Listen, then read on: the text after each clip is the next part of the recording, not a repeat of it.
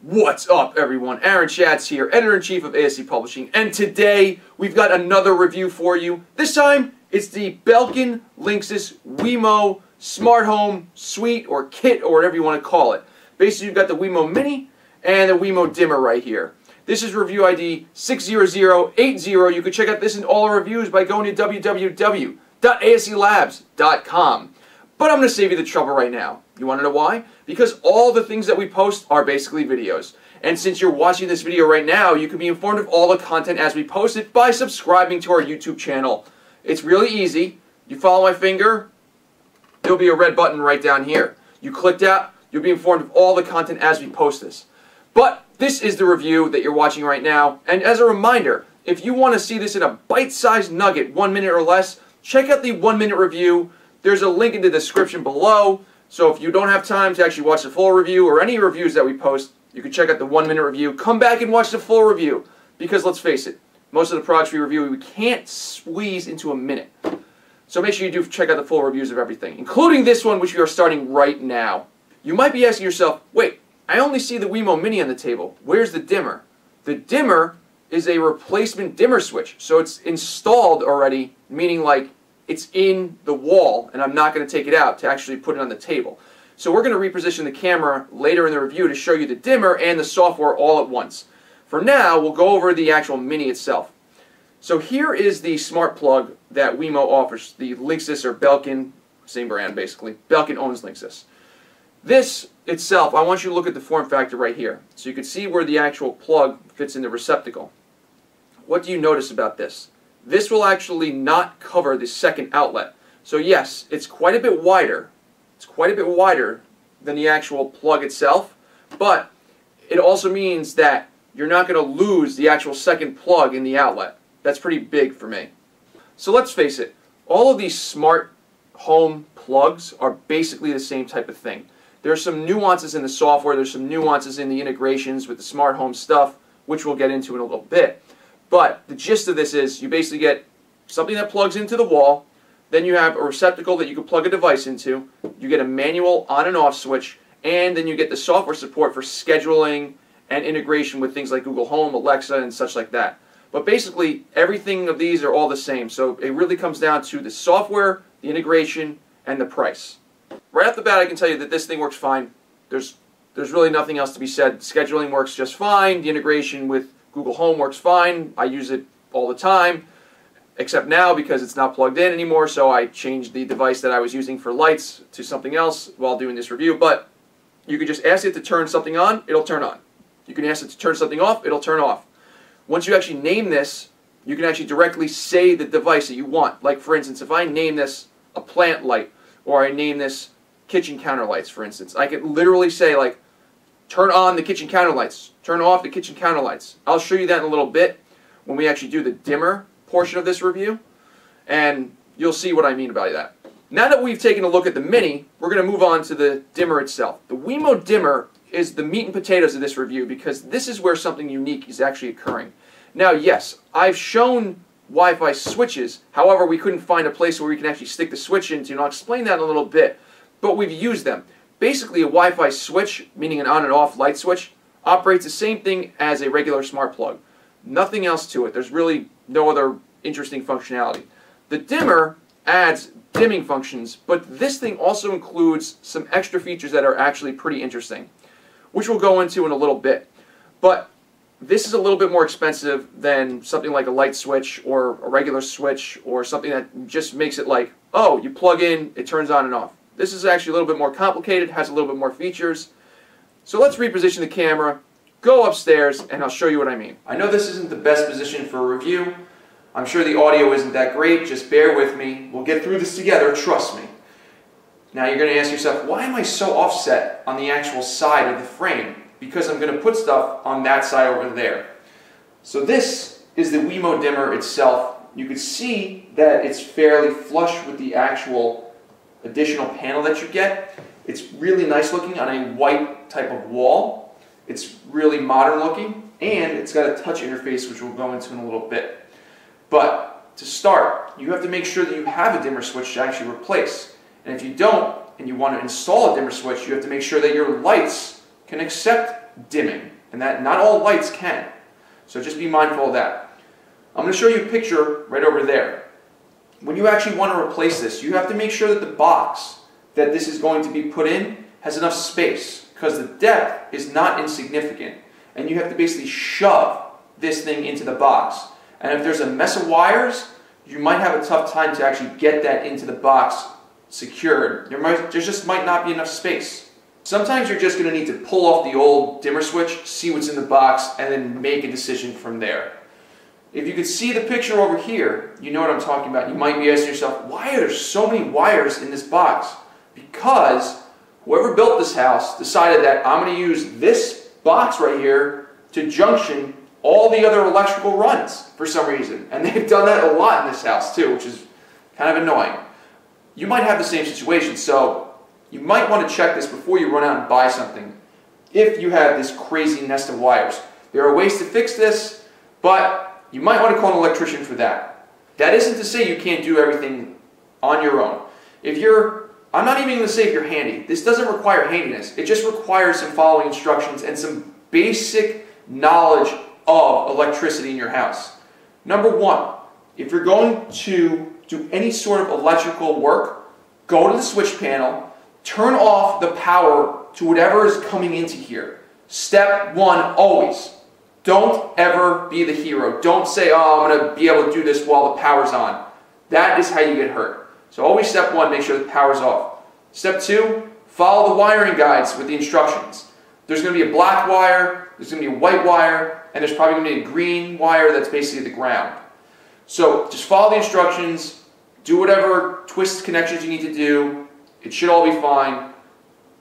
Before you actually plug this in, if you're not sure, go turn the actual power back on with the switch boxes, make sure this works, turn it back off, plug it, screw it in, go back on, make sure everything works again.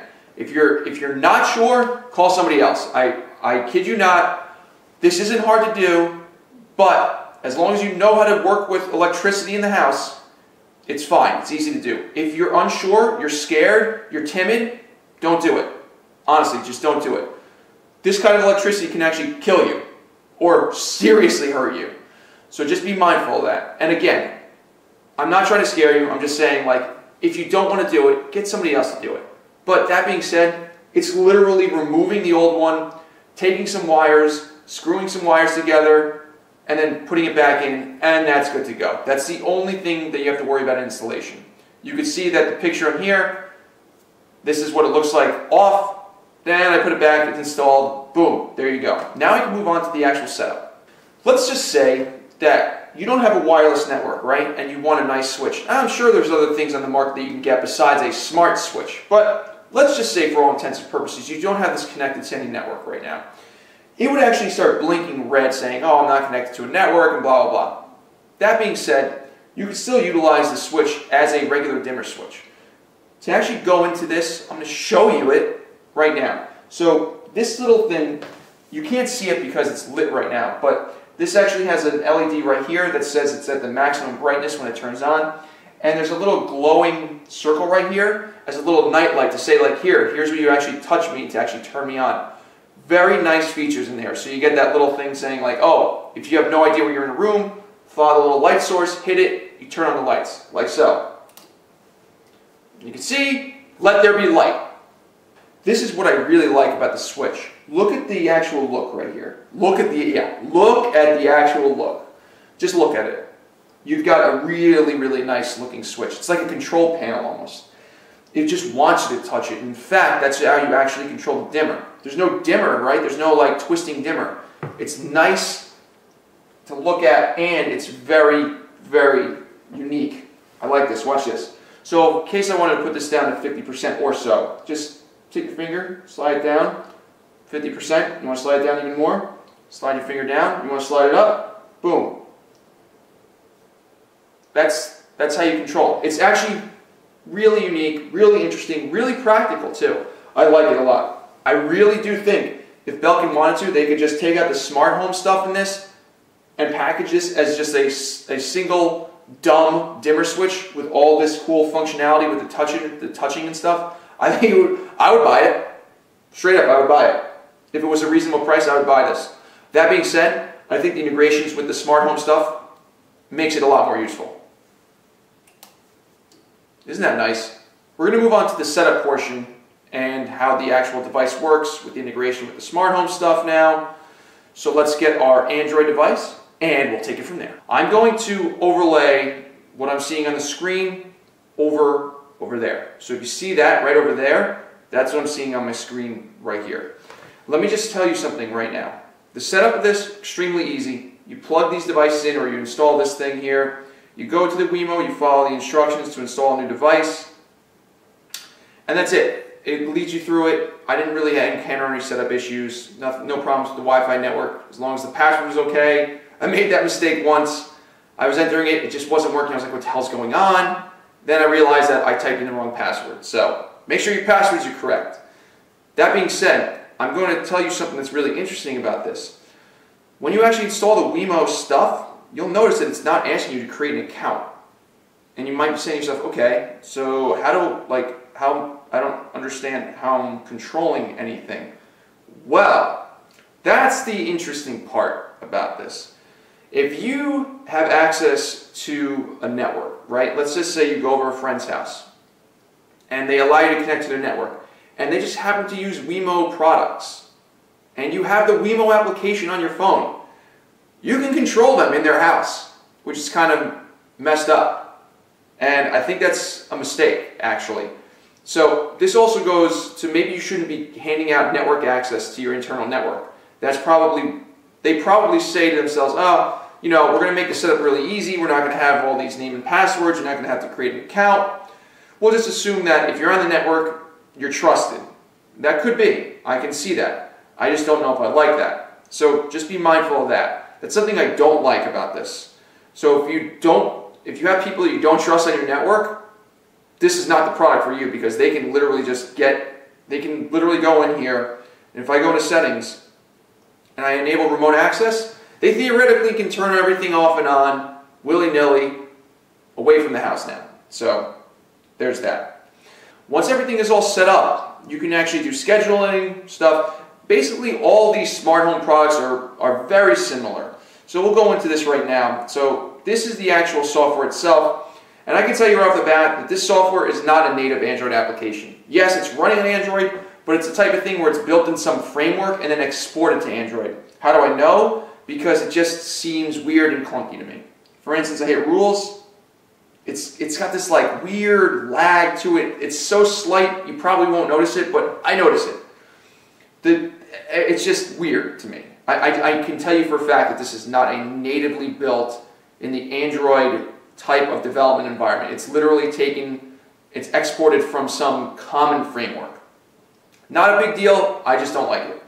So if you wanted to actually do any kind of controlling, you go into the settings. So let's say you want to do schedule, right? Boom, you hit schedule. Then you go into whatever thing you want to turn on and off. Let's just say we wanted to turn the Wemo Mini, which I didn't name, obviously. I could say like, oh, I want to turn it on at a specific time. You could say when. You could say I want to turn it on, and I want to turn it on at. Now, here's where you can really notice that this is not a native application, because on Android you should be able to scroll this, but look at the background, it's scrolling in the background. That's a little strange, right? So there you go, so you have to push this button down here. So let's say you want to turn it on at 5 p.m., set that all days of the week, done. It's going to name it like A, hit save again. Boom, puts it on the device, there you go. So now you want to add another one. We'll add schedule, and then we'll say,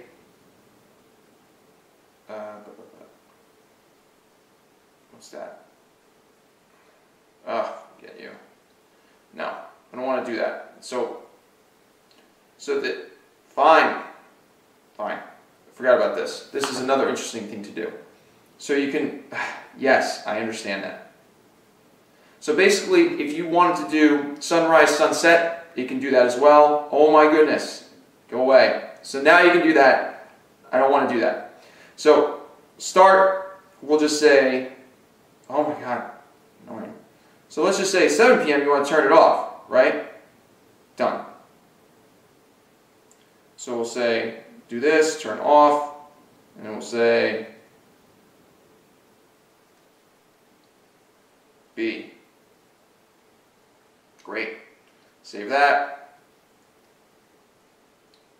So you can see 5 p.m. daily, 1 p.m. daily. Of course, doesn't tell you what it's doing, which is kind of unhelpful from a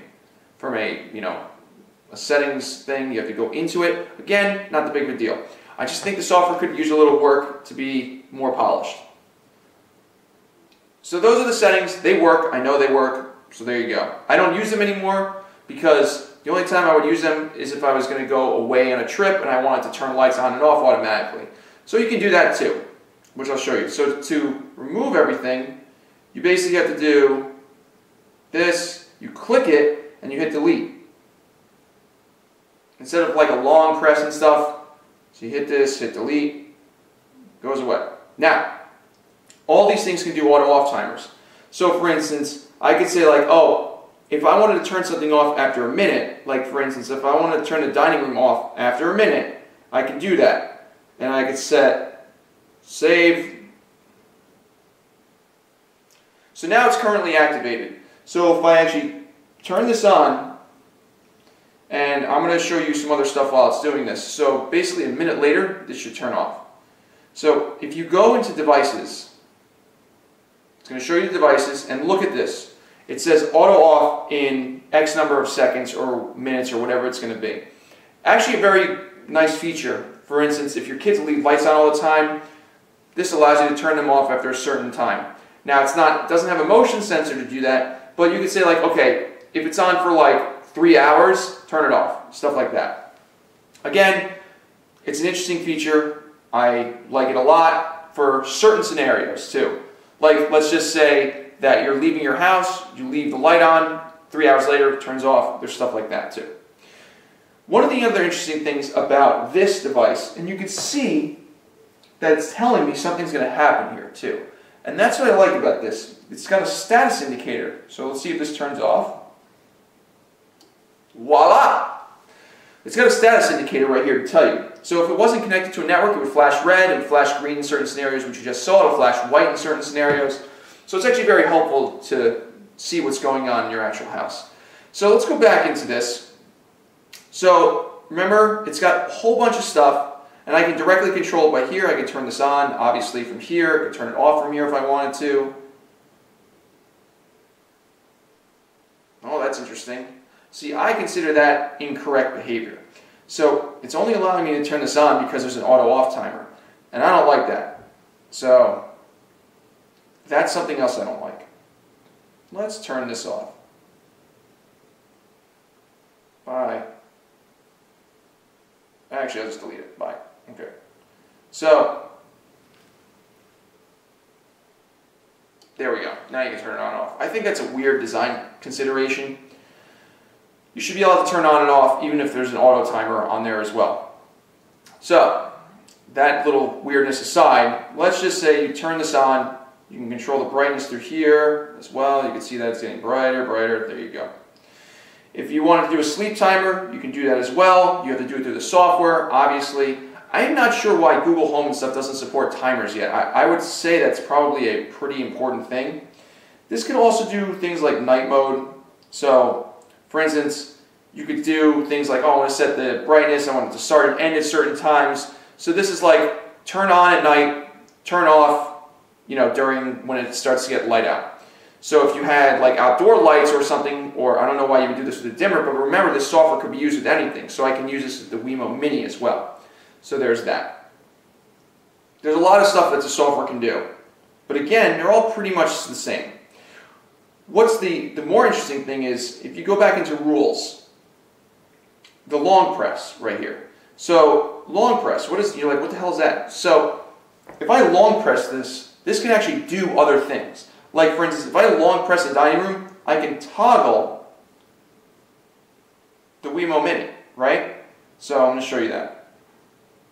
Watch this. So, you see that? Didn't do anything to this light. But if we go back and look, just make sure. I'm not even sure that the mini's plugged in right now. So here, let's see. I heard it. There it goes. Okay. So you can see that I long pressed this button and the mini turned on. I'll turn it off. I just heard it. And you can see that it turned off here. Really powerful stuff. This is what I'm saying. If you buy into one company's ecosystem, stuff like this actually is possible. And I actually like that a lot. Now you're saying to yourself, okay, that's cool and stuff, but what's the real, like, what would I use that for? Well, let's go into rules. And let's go into long press. I'm going to delete this. I'm going to show you why I would do this. Let's go automate this in away mode. So in away mode, I'm going to say like, well, I want you to turn on at a certain time and off at a certain time, pretty much to show like I'm in the house, right? So let's just say that I'm going to turn on at not 1 p.m., but something a little bit later. Let's turn on at 5 p.m. and we'll turn off and I can remember, you can do this day-night as well. If I wanted to, I can change that little setting, but I don't like doing that. And then say like, you know, at 11 p.m., turn off. Done. So now, if I save that, now that I have my away mode set, you're like, okay, that's great, so you have to manually set that. No, I don't have to manually set that.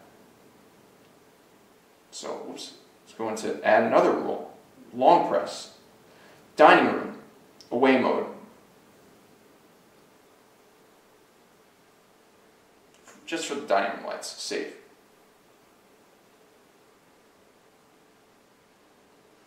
Once that's saved,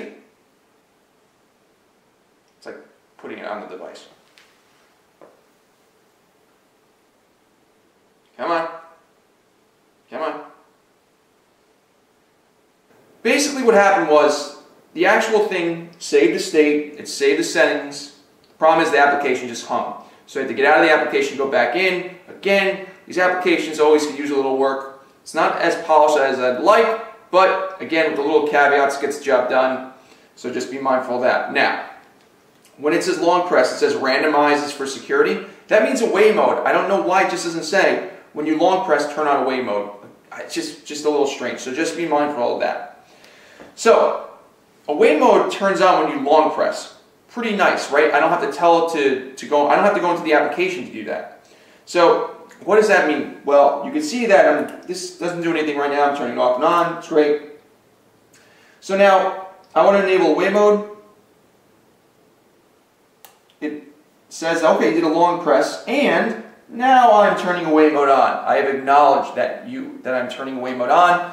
The light now does the away mode schedule, and that's great. And you're like, okay, how do I turn it off? Well, there's two ways you can do it. You can go in the software and do it, or just change the state.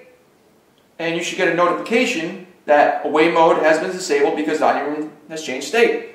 Now away mode's off. Great. And now you're good to go. I believe that's it for the majority. Let's go into settings to show you right now. Oh, I forgot about the Google Home integration, which is one of the more important things I actually wanted to show you about. So to actually do this, you need to enable remote access, which you should do. And then you basically go into the Google Home setup, and it connects to, if this then that, it connects to the Nest, it connects to Alexa through here, that's great. But go into Google Home, you set up for home control, and then you find it, you do the little pairing it requires, and then you can do things like this. Hey Google, turn on the dining room lights. You got it, turning on the dining room lights. You can do things like this. Hey Google, set the dining room lights to 50%. Sure, setting the dining room lights brightness to 50%. Hey Google, turn off the dining room lights. You got it, turning off the dining room lights. And you're saying to yourself, okay, but you're right there, right? Yeah, I am right here. But I also could do this through my phone away, because remember, Google Assistant is on your phone too. So if I was out and I wanted to actually turn the lights off manually, I could do it. I don't actually need to go through Belkin software to do that. I could literally just do it through Google Assistant directly. Very powerful stuff. I think the integration is actually really good. Home control is where it's at. As long as your devices can be added to home control for Google Assistant, they work just fine. Hey Google, turn the dining room lights on. You got it. Dimming the dining room lights. See? It said dimming. I didn't want it to dim. Hey Google, turn the dining room lights brightness up to 50%. Sure, setting the dining room lights brightness to 50%. What if you want it? Hey Google, turn the dining room lights brightness up to 100%. My apologies. I don't understand. Damn Google. Hey Google, turn the dining room light brightness to 100%. Okay, setting the dining room lights brightness to 100%. One thing I found, this is not Belkin's problem, this is Google Home's problem.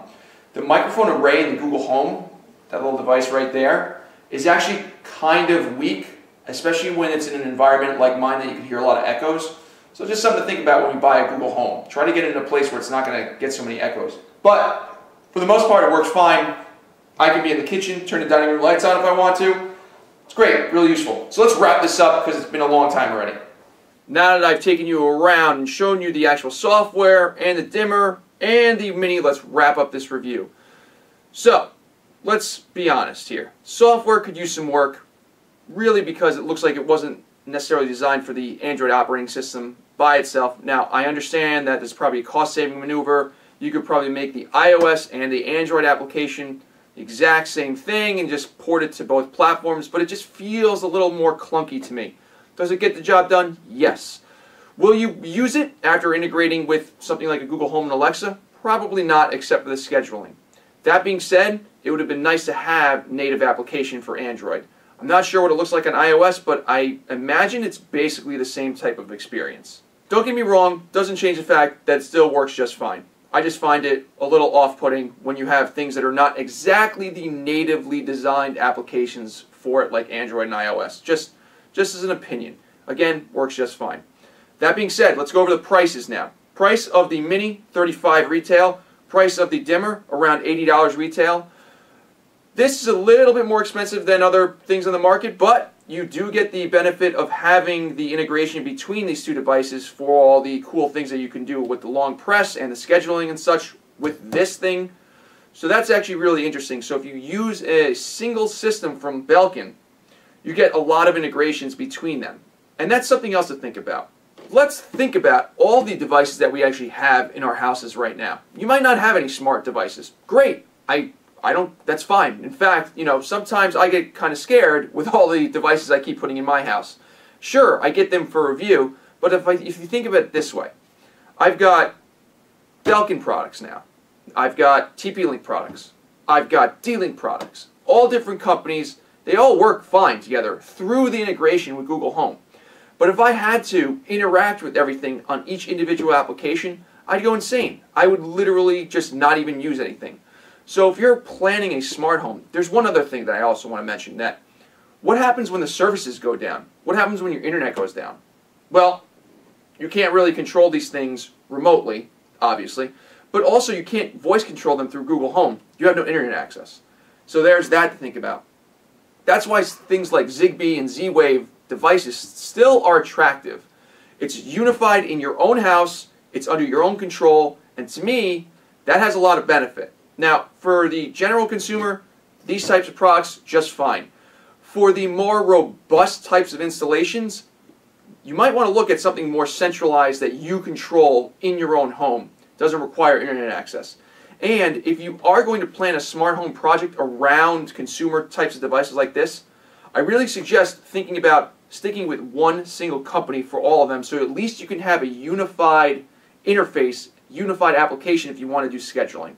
Belkin's products are great, there's no question about it, but every company has their pros and cons. Everyone has different nuances to the products that they offer, so check out the past reviews, check out this one, make your own opinion if you want to go with one single company.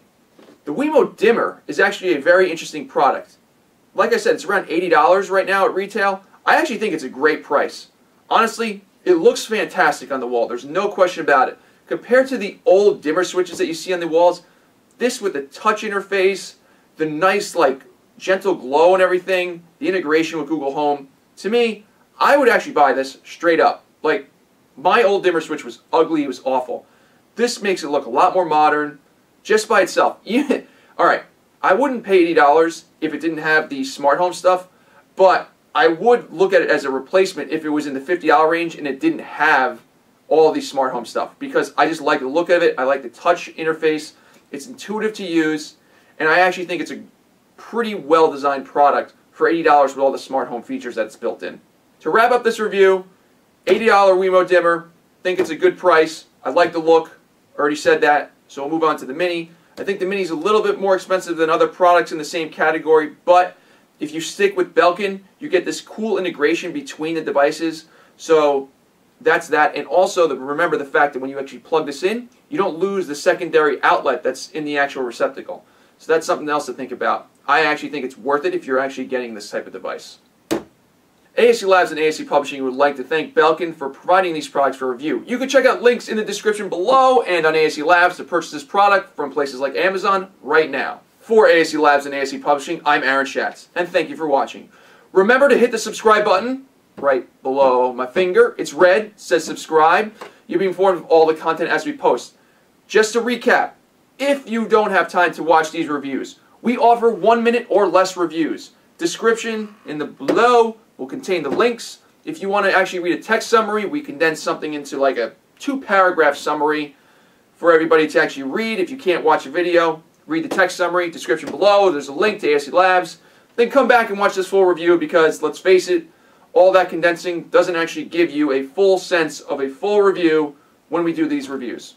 I know that was a weird way of saying come back and watch the full review, but you definitely should. And remember, share this with your friends. Leave us some feedback. Love to hear from you. Thanks for watching, everybody. We'll see you in the next one.